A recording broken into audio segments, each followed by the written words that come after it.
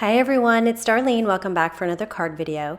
In today's video, I'm going to be comparing Prismacolor colored pencils with Inktense pencils. I've got my 24 count set of the Prismacolor and my 72 count of the Inktense. I'm coloring the Oriental orchids from Altenew, these outline stamps right here. And I'm going to do some of them in Prismacolor and some of them with Inktense. I'm going to start by stamping the outlines with Memento Tuxedo Black ink on Nina Solar White cardstock. I really like the Nina cardstock for colored pencils, and you really could use any ink here. So I'm going to stamp several of these. One of them didn't stamp very well, so I had to stamp that one again. I'm going to start with the Prismacolor. I've got white, crimson red, pink, and canary yellow. The first thing I'm going to do is grab my yellow, and I'm going to color the center of the flowers. So right near the base. And I'm going to put a pretty good pressure here to make sure I get good coverage, coloring all around in the circle, but not too far out, maybe almost to the middle, but not quite. These pencils are actually pretty creamy. And I'm also going to color a little bit of the center, just the middle portion of it, not the edges, because I'm going to color those with different colors later. Now I am going to be cutting out these flowers, and the reason why I decided to do that was because that way I can extend over the edge with my blending. So I'm going to take my pink, and I'm kind of working in little circles here, and I'm going to color the very edge of the flower, leaving enough space between the two colors that I could blend it with white and still have it look like there's some white portions of the petal. So I'm not going all the way down, I'm just going kind of to the top and around the side. And now I'm going to take my white, and with an up and down motion covering both the yellow and the pink, I'm going to blend these colors together. And this works really, really nicely. And I'm also going to pay close attention to the edge of the pink, just to kind of soften it up a little bit so it doesn't look like a harsh edge. And I'm also not going all the way to the center so that some of my yellow is bright. So when I go over these colors with white, I am muting the colors just a little bit. So I'm going to keep that center yellow really bright. The creaminess of these pencils is really surprising. They blend really nicely.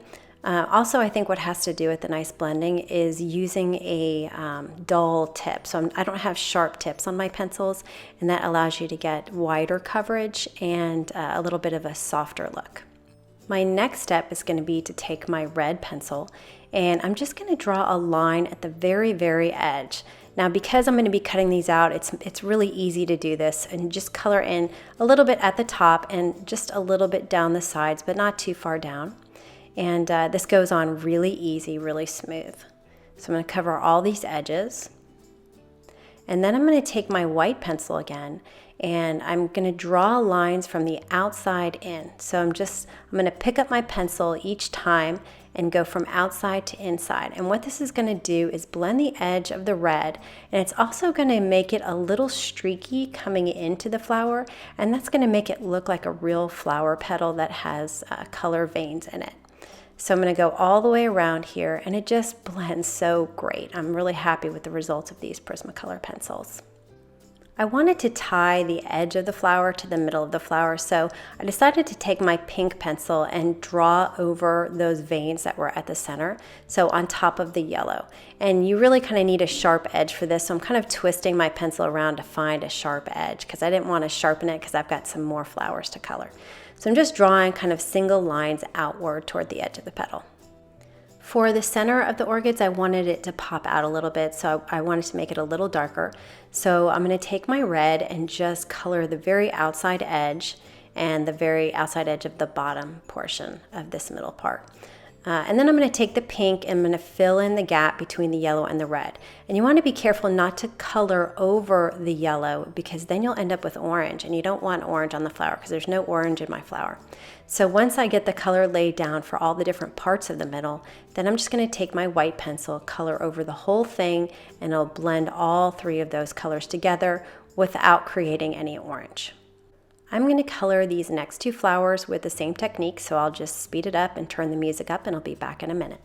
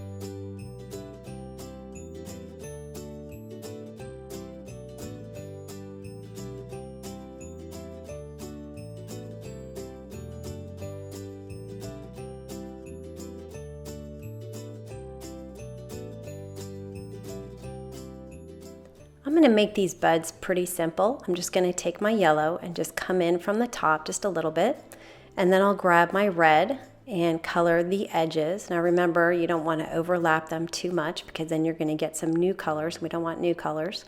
So around the edge with the red, and then fill in whatever's left with the pink. Now you could blend the pink and the red together and that would be fine, but I just went ahead and let the white do all the work. So then I just covered the whole thing with the white and it blended all those colors together. The next couple of flowers I'm going to be coloring with my Inktense pencils. I have antique white, sun yellow, carmine pink, and poppy red. I tried to find colors that were as close to the Prismacolor as I could, so these are the ones I came up with, and I'm going to color them in the same exact way so I can make a good comparison.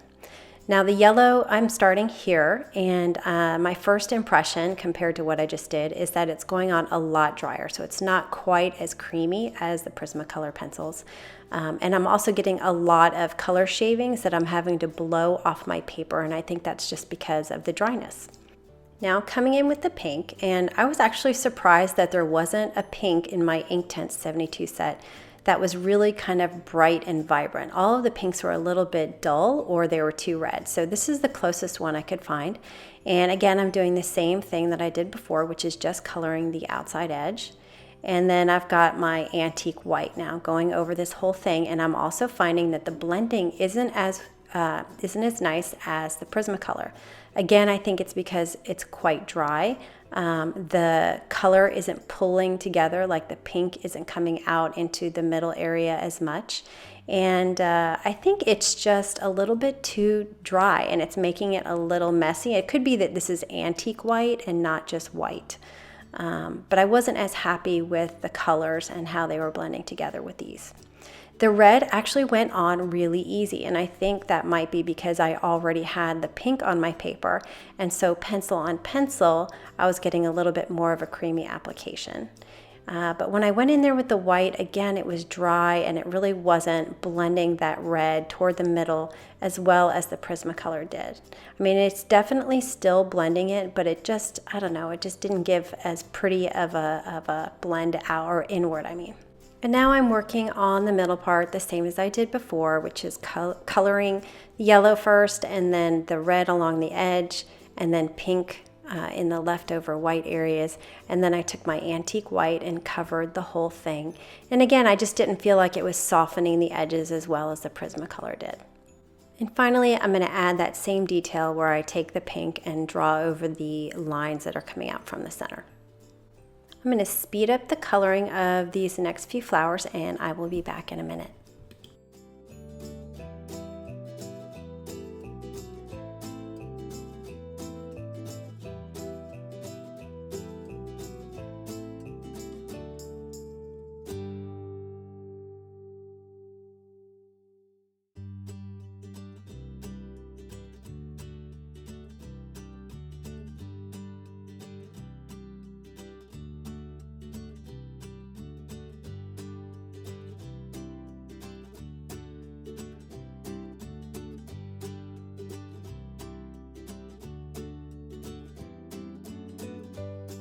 All right, now that my flowers are all colored, I'm going to cut each of them out with a scissor. It wasn't very hard to do. They were pretty easy to cut out.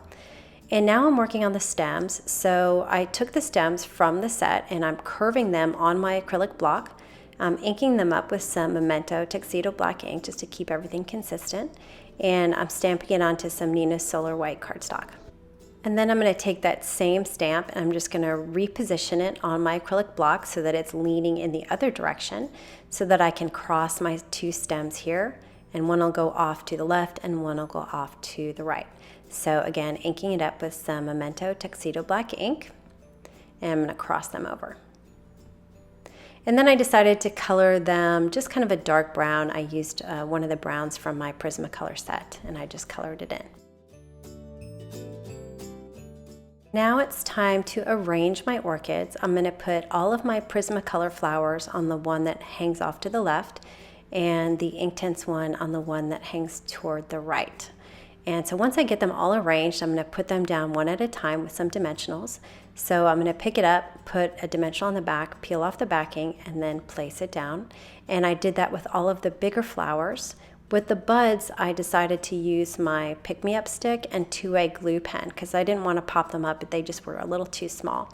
So I'm going to pick it up with my pick-me-up stick, and I'll just put some 2A glue on the other side. And then there's an acrylic piece on the other side of the pick-me-up stick, and I forgot to pull it out, so I'm going to pull it out right here. And then I just place it down where I want it and use the acrylic piece to kind of hold it so I can kind of de-stick it from the top of my stick here. So I just press it down to secure it in place, and so I did that for all 4 of the buds. I'm going to use my mini Misty to stamp my sentiment. I'm pulling it from the Shadow Play set by Altenew. I wanted something stacked that would fit nicely under my flowers. I'm stamping it with some versafine black onyx ink.